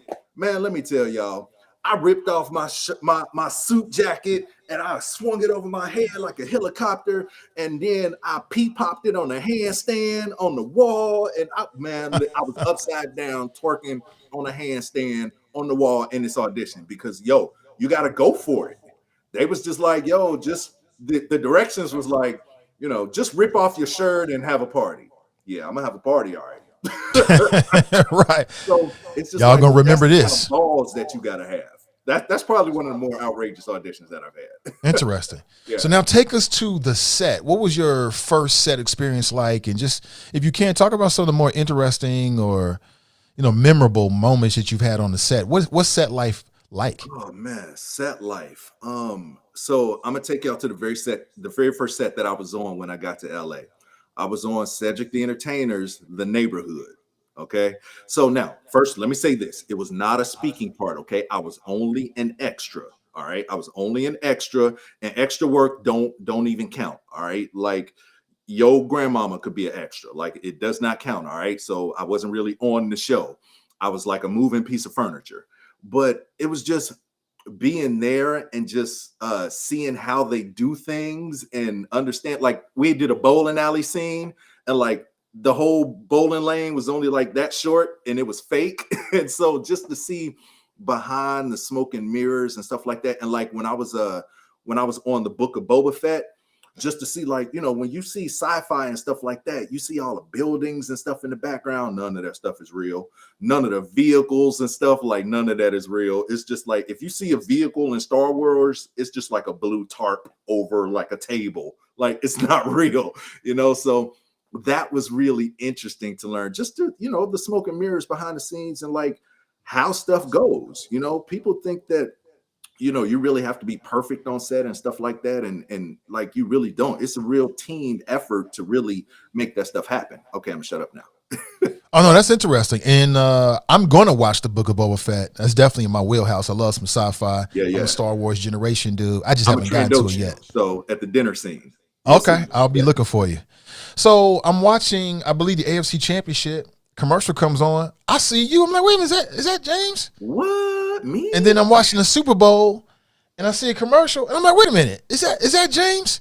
So talk about some of like the successes. Talk about some of the commercials that you've been in, if you don't mind. Oh, yo, no problem at all. So when I got out here, you know, through the grind and everything, I was able to get a commercial agent who handles all the commercials in December of 2019, a theatrical agent a couple months later, and then a manager like a year after I moved out here. And really, between them and me submitting to my stuff, and you know, all of us, you know, it's a team. We're all, you know, with a sledgehammer hitting at the same rock, and you know, one of us is gonna break it. So so that was just a team effort, and going in and doing the auditions. And see, here's the process, okay? So you got an audition, like for I'm in a DoorDash commercial, all right, where I'm playing a barbershop, the Go Woke, okay, where I'm in a barbershop playing a barber. So the audition part is like over video like this, okay? And then they bring us in for what's called a callback. That's like your second interview, okay? And then they're like, okay, you know, we like these three people. So they'll call you up and say, hey, you're on a veil, or we want to put you on hold. That means, you know, we want you, you're in our top three, but our client has to make a decision. And then sometimes they're just like, okay, you're released. And then, okay, you got it. So the audition process could run the gamut. Like when I did the medicine commercial, they were like, hey, we just need you to be smooth. We need you to, you're always on it. You run. And I was like, oh, so you just want me to swag it out? It was like, yeah, swag it out. I was like, all right, cool. And so they had me, I had to practice doing that. Woo! Sorry, phone. I had to practice doing a little flip with the spatula, and I'm just like, hey guys, and like they want to see all of that like on camera. So yeah, the audition process is crazy. And then when they put you on hold, imagine if you go on interview for a job and they call you and they're just like, yeah, we think we're especially interested in you, but hold on for another couple days. And then like they call you back and they just like, yeah, we don't want you.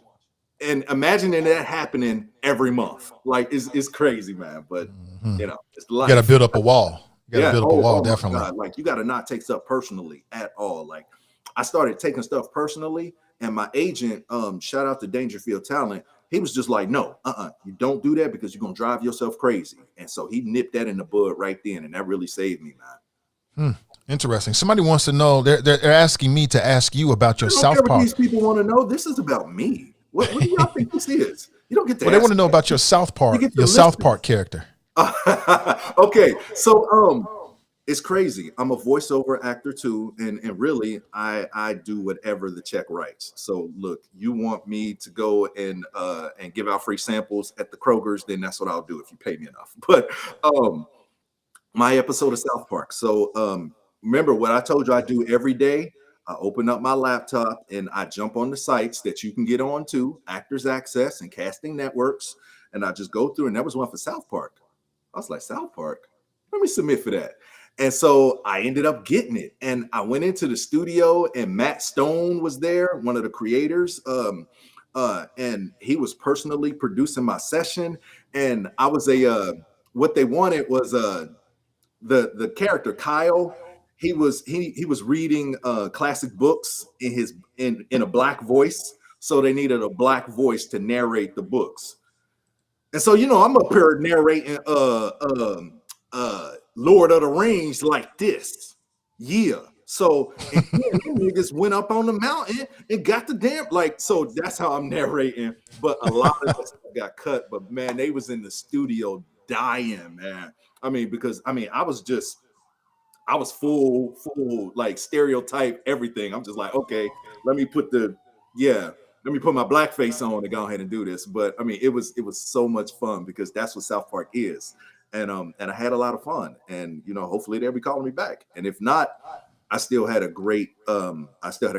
And y'all, for the record, please don't believe the internet and Google saying I'm worth $1 million to $5 million. Don't believe that. Is that what Google says?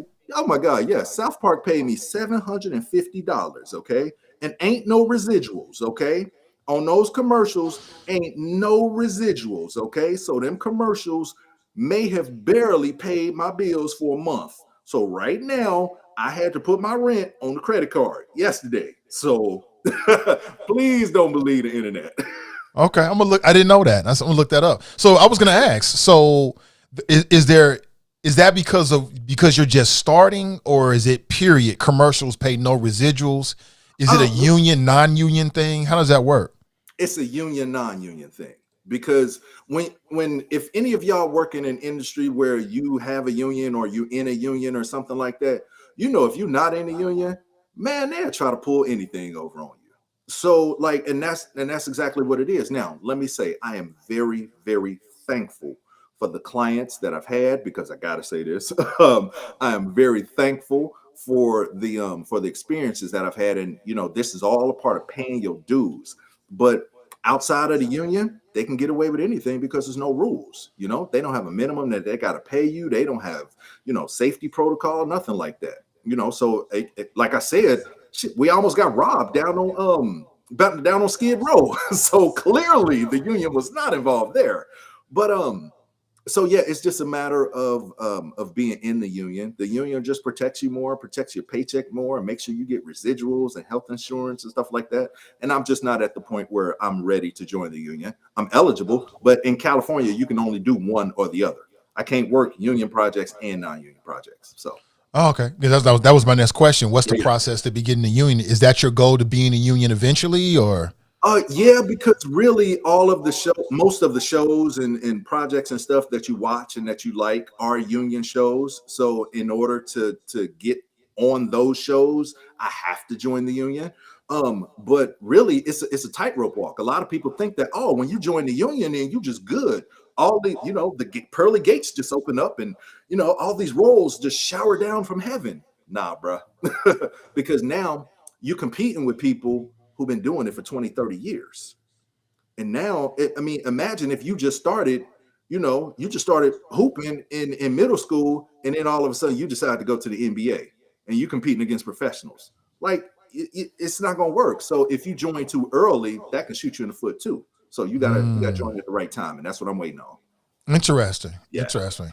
Now, do you still hone your craft? You still taking acting classes now, or?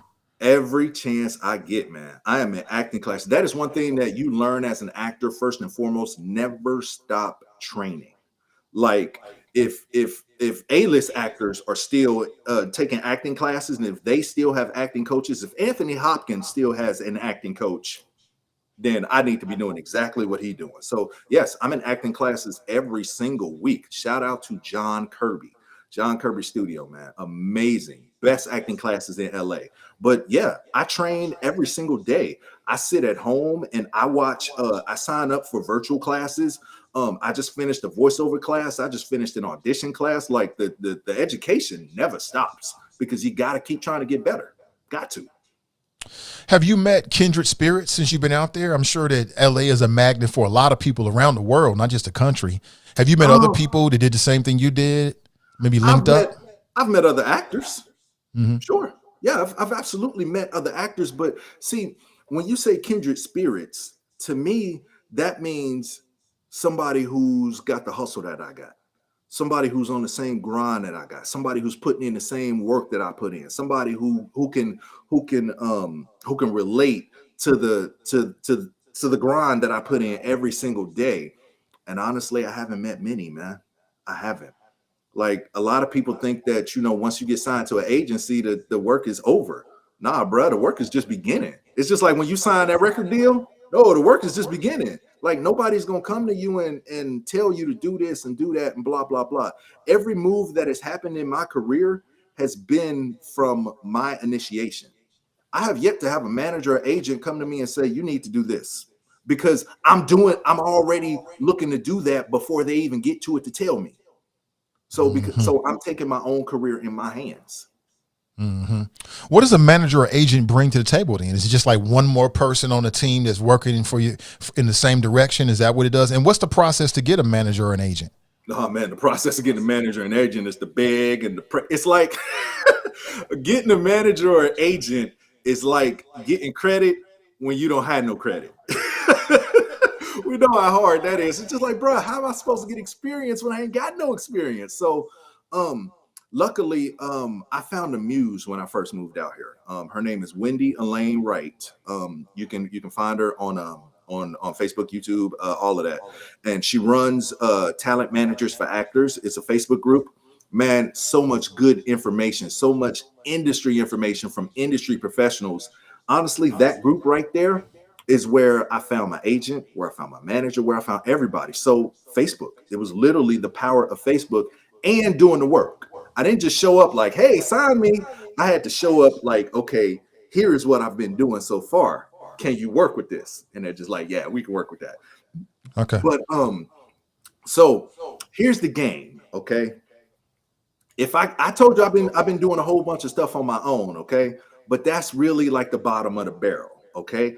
I don't have access to the good stuff, okay? If I wanted to audition for Grey's Anatomy, I can't get that myself because I don't know nobody. I don't have connections with the casting agencies and stuff like that. So that's where the agent and the manager come in. They know people, they know the process, they know the game, they know how to get stuff done. So it's like, it's like having a teacher. It's like having a coach, really. Because I don't have the connections that they have. So I give my manager 15%, I give my agent 20%, and they go out and get work for me. That's literally how it happens because my arms ain't long enough to reach the good stuff. See what I'm saying? I get it. I get it. Yeah. Since you've been in LA, have you worked with any stars or worked alongside of any stars or anything like that? Maybe people that you watched on television, now you're in the same room with them. Has that happened at all? I am a star. What are you talking about? I mean, other than yourself, of course. No. Honestly, no, not really. Because, and again, I'm starting from the bottom, man. I'm so far at the bottom of the bottom. It's not just a song. So I'm not meeting stars at this level. Like the only stars that I've met, I mean, when I was on that episode of The Neighborhood with Cedric the Entertainer, I was an extra, and I gave him a high five at the end of the scene. Like, if you could say I met him, and all the people on that show, the people in the Book of Boba Fett, but yeah, the stars on set every day. And to be quite honest, I haven't been on that many big sets. I've done over 100 projects since I've been out here. I've only been on maybe 2 or 3 actual film studio lots, because I'm not there yet. And going to be an extra doesn't do anything for me. So I got to do all the independent work. I got to do all the indie work. You know, I got to, if a lot of people are familiar with the record game nowadays, those people are major labels. I'm still independent. So I'm still hustling my mixtapes out on the corner. And yeah, that's what I'm doing right now. So, but it's a process. Eventually I'm gonna get there. Are you a goal-oriented kind of person? And if so, what are your goals? What's next for James? I'm an extremely goal-oriented person. I call myself an achievement junkie, like, because I just love achieving stuff. I just love the challenge for myself. The goal, to be quite honest, is to be effing rich. Okay. The goal is to be stanky rich. All right. And the goal is to be the absolute best actor the human race has ever seen. Like, I'm trying to body everybody. I'm trying to make everybody look bad. And that's simply because I want to honor the craft of acting. That's it. I just want to pour all of my soul into the craft of acting so that I can tell the stories of people who don't necessarily have a voice. You know, that's my ultimate goal with acting, is to give a voice to those marginalized people and to tell those stories and to help affect change in their lives. But I mean, I'm an extremely goal-oriented person. You have to be a goal-oriented person, really, in any pursuit that you do. You got to break it down into smaller steps, because just saying I'm gonna get on TV, that's not a goal, that's a dream. A goal has steps. You know, I'm gonna sell my house, I'm gonna move out to LA, I'm gonna go on food stamps, I'm gonna drink bread and what, you know, so those are actually goals. So, but ultimately, you know, those are my ultimate goals. And y'all, I ain't playing about those goals. I'm with the business. I'm with it. What's LA like for folks who've never been there? I mean, it's one thing to visit LA. And then how was it for you? You had the LA Rams, Bengals. You're from Cincinnati. What was that like for you being a Cincinnati transplant in LA? And what is it like for you now after the Super Bowl? Oh, my God. So, y'all, first of all, okay, we're going to talk about the Super Bowl. Okay. The Bearcats. Who? Thank y'all, Bearcats, because I am a Bearcat. So, you know, thank y'all for saving my sports. Anyway, but like, it's just like, at first I was just like, yo, I can't really lose, because for real, I was thinking about breaking up with the Bengals, because I'm like, okay, now I'm in LA. I got the Lakers, I got the Clippers, I got the Rams, I got the Chargers. I don't have to be in an abusive relationship with the Bengals no more. So, but as the season went on, I'm just like, man, you know, I just can't give up on them. Like, you know, it's a love-hate relationship. I hate that I love them so much. But but that loss, man, that loss was heartbreaking, man. That was so heartbreaking. And then just to be in LA, it's a different thing when another team wins, but I'm in the home city of the winners and I'm the losing team. Oh man, it was rough, man. But I find pockets of Cincinnati people out here, so that's cool. But being in LA, man, it was just first of all, it's a lot of people, man. It's like, I don't know, 10, 20 million people, in Cincinnati only got a couple 100,000. So yeah, it's just people everywhere. Like what Cincinnati calls rush hour traffic, that's normal. Oh, and it's cute that y'all think I-75 and I-71 are like actual highways. Out in LA, they got streets bigger than that. So like, it just took getting used to. And anytime I get in the car, it's gonna take an hour. Like, I had to get used to that real quick. I jumped in the car when I first got here. I was just going to Walmart. I'm just like, cool. Walmart is only, 13 miles away. It's rush hour. Took me 2.5 hours. I was just like, bro, what, man? I was pissed. But that's what I learned real quick. But other than that, it's just a town where, don't nobody really pay no attention to you. Like, a lot of people say Hollywood is fake. I don't think Hollywood is fake, because if people in Hollywood don't F with you, then they just not gonna mess with you. They just not gonna call you. They just gonna ghost you. Like, so back in Cincinnati, people be like, oh yeah, girl, we gonna get together, blah, blah, blah. No, out here, you just don't hear from nobody.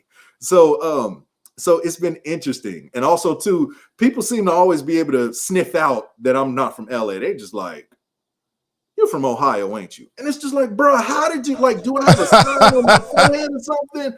But I've learned that it's really the manners and the Midwest demeanor and how we like kind of cool and laid back, and we have manners, please and thank you. Yeah, manners don't exist out here, bro. Is that right? Yeah, it's been interesting getting used to it. Oh man, the food is trash, yo.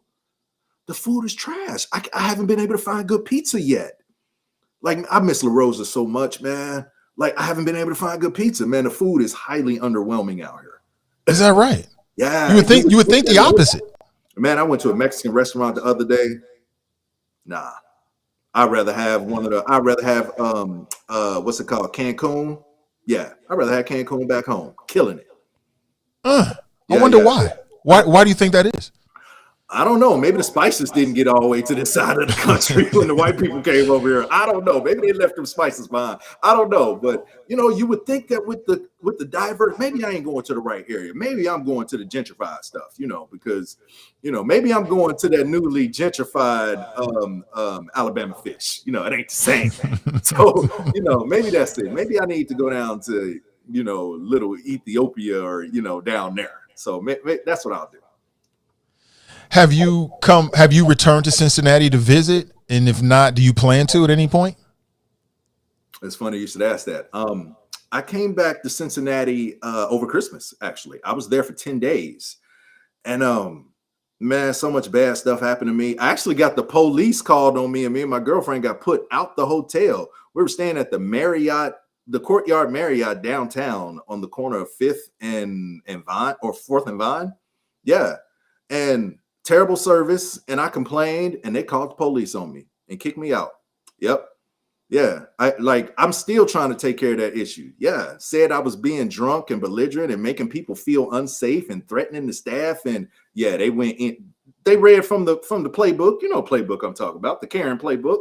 But so anyway, but man, I love my hometown, but man, just a lot of people broke my heart when I was back, from friends and family. And it was just not a good trip, man. So I'm just like, of course I'll be back. My mama's there. I came back to visit my mama, but, it's just, I'll come back, for the people and everything. But it's like, I just, how you go through church hurt, like somebody at church hurt your feelings, and just like it's just, so y'all can feel the hurt, because I'm like stuttering and tripping over stuff. But of course, Cincinnati's my hometown. Let me say that. I'll always come back. I always love Cincinnati. Come on now. Like, I'm telling y'all, when I get my first big role, I'm coming back, and I'm going to my boy Jay Rogers' spots, and I'm buying out the bar, and we're going to party, y'all. Like, so Cincinnati has, like, people who I don't even know have supported me so much.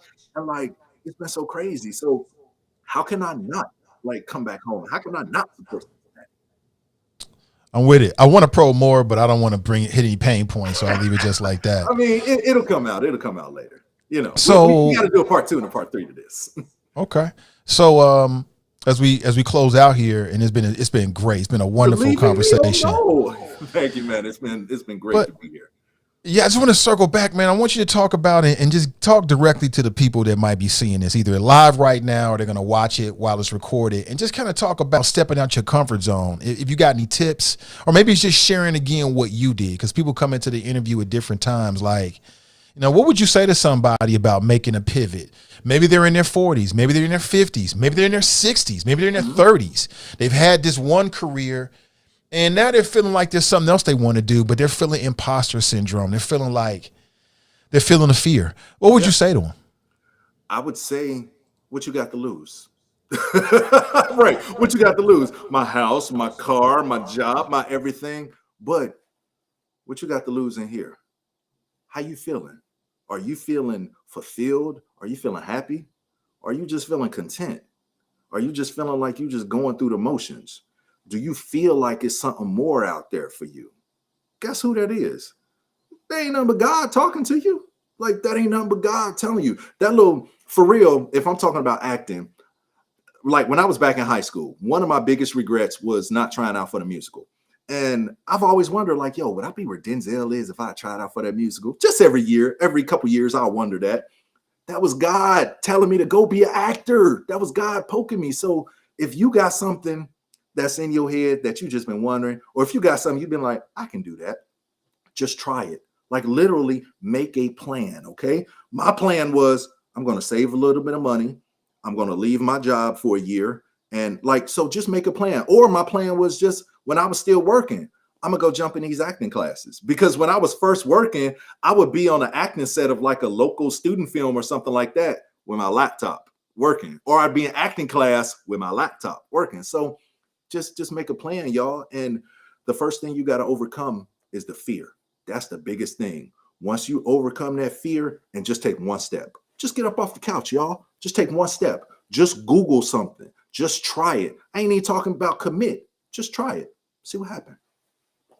And James, in closing, is there anything that you want to share, like maybe in preparation for the conversation? You was like, yeah, I want to make sure I say this, or anything like that you want to share with the audience? I mean, I think I've really said everything, y'all. I'm not special. I'm not special. And one of the hardest lessons I ever had to learn in my life was that I was not special and that I could not do anything that I put my mind to. But knowing that enabled me to be realistic. All right. Knowing that enabled me to be like, you know what? I think I'm kind of good at that. I'm going to try it, and I'm going to make a plan to try it. Man, what was your question? Because I just totally went off on a tangent. No. You're on point. I was just saying, is there anything that you want to share with the audience, as we close? Oh, yeah. Guys, I'm nothing special. If I can do it, you can do it too. Y'all just make a plan and just do it. I understand fear. I understand imposter syndrome. I understand all of that, but just take one step. And if it don't work, then just try something else. You do it in your life every single day. I guarantee you. If one thing don't work, you're going to do something else. If one recipe don't work, you're going to try another recipe. If one outfit is ugly, you change into another outfit. Do it in your life. It's literally that simple. All you got to do is do it. That's all I got, man. Thank y'all for supporting me, man. I appreciate it, y'all. Well, James, thank you so much, man. And I wish you the best. And let's stay in contact, man, as you go through your journey. Oh, absolutely, man. Absolutely. Like, I want to give Cincinnati media, and especially folks like you, I mean, just the exclusive access to me, man. As I go up the ladder, I'm all about Black empowerment. I'm all about uplifting Black people. So, if I would love to stay in touch with you, man. All right, James, have an excellent rest of your day, brother. And we'll talk real soon. Hold on. I got to shout out the socials. Jeez, oh, go ahead. Man. Go right ahead. Man. All right, everybody. Y'all can follow me at James Troop Actor. Okay. Troop is spelled Troup. If you find another page out there that's might look like me, don't pay attention to that guy. He's crazy. He's a little bit irreverent and he cusses a lot. I'm saying, don't follow him. Follow me, okay? But at James Troop Actor, and literally my whole journey is there. So everything that I do in acting, I put it there. So if y'all want to pay attention, if y'all want to check it out, or if y'all got people who are interested in acting, or maybe you interested in yourself, check me out. I'll do just that. You said at James Troop Actor. That's it. Okay. That's Instagram and everything. Okay. Yep. All right. James, have a great day, man. Thank you for your time this morning. I appreciate it. Thank you, everybody, and try to stay warm because it's going to be 80 degrees today. Take it easy, man. All right, y'all. That's James Troop, everybody. And that was a great conversation. Very interesting. I'm glad the brother had the time for us this morning. Again, I'm not saying I'm super close to him, but we're Facebook friendly, and he knows the wifey, and we're connected that way.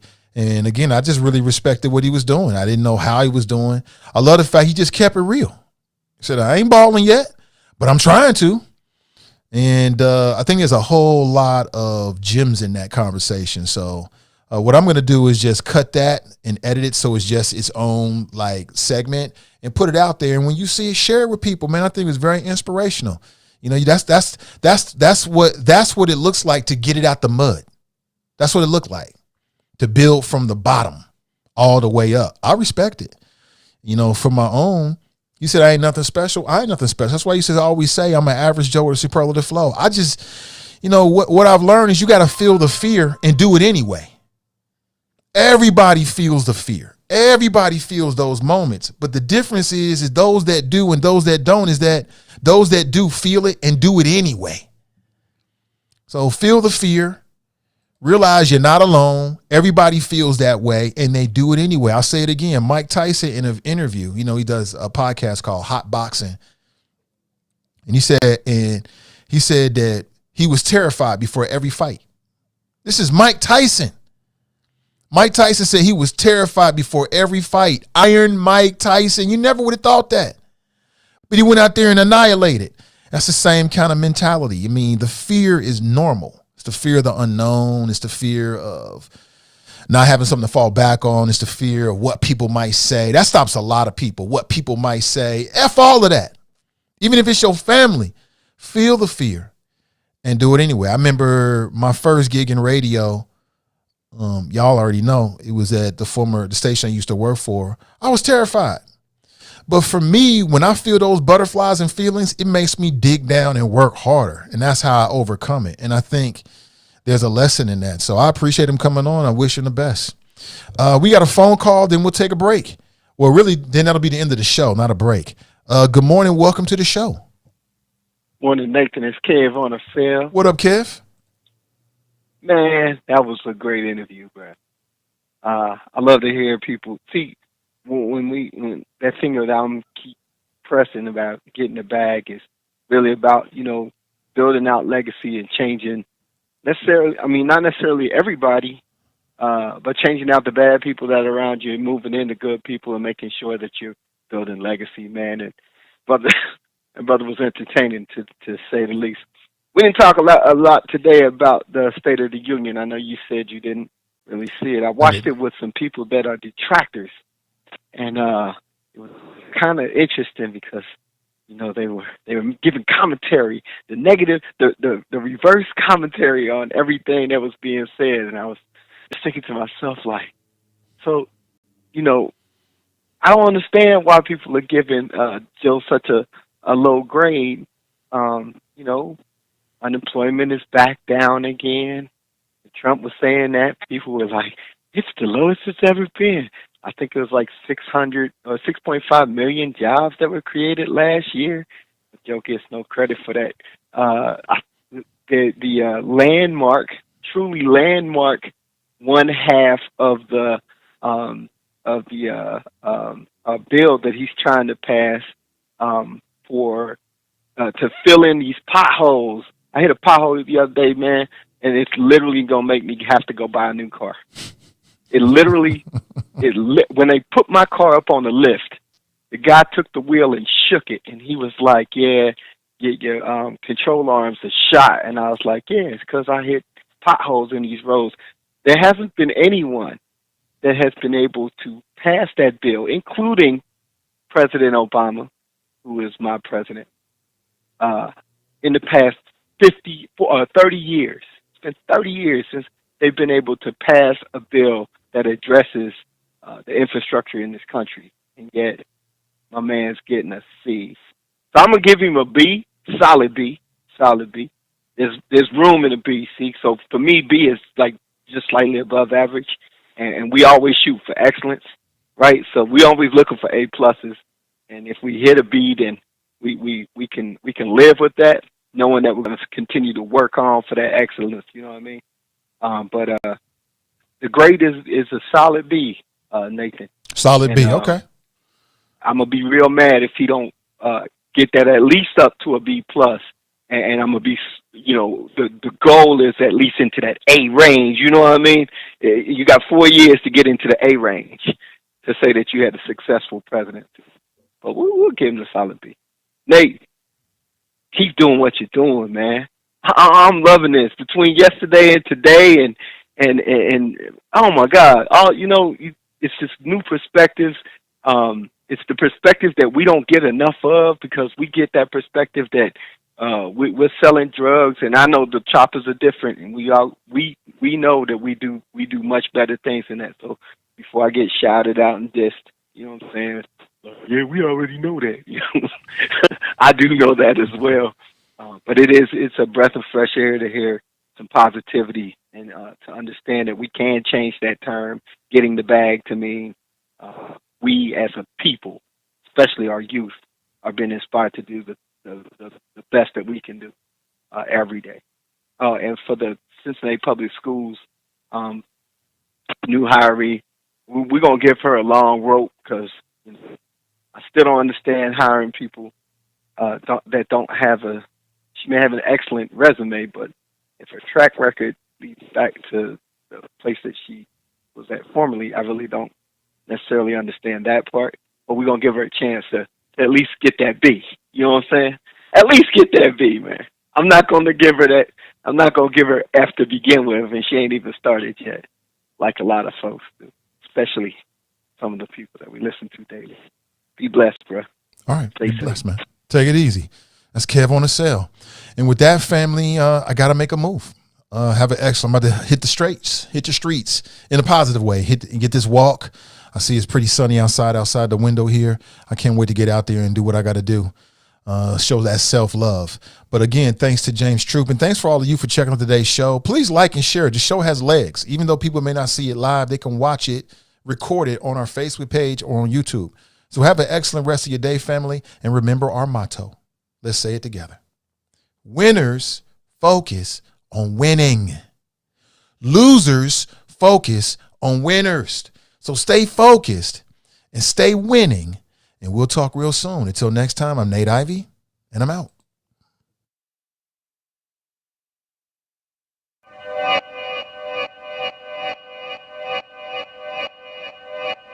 Yeah.